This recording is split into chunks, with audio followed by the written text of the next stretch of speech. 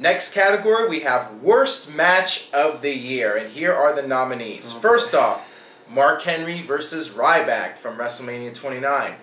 Also from WrestleMania 29, which might end up being the pay-per-view of the year, John Cena versus The Rock. And this got a lot of nominations, by the way, Cena and The Rock. Wow. I don't think it was a terrible match, but it was... I don't think it was. It was definitely a disappointment, but we'll get to more of that in a minute. Okay. CM Punk versus Ryback, Hell in the Cell. Second year in a row, terrible Hell in the Cell match for those two. Santino Marella and the Great Khali versus 3MB from the September 27th, 2013 SmackDown.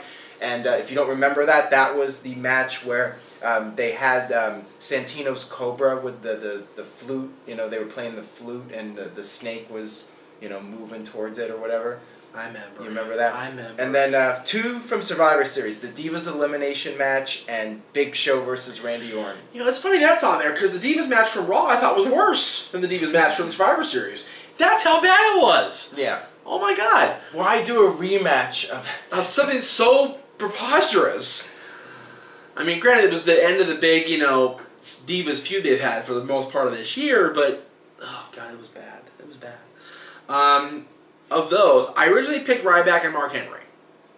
Last night, when you sent me the notes, I went through and read everything, watched the matches again. I picked Ryback Henry. Then I watched that ridiculous Santino and Khali versus 3MB match. I went back and watched it, start to finish, because I have it on DVR still. I don't know why. Oh my God. Oh my God. Oh, wait, facepalm, there it is. There's yes, back. facepalm, there it is. back on No DQ. Yeah, there it is. That was the worst match I've seen all year.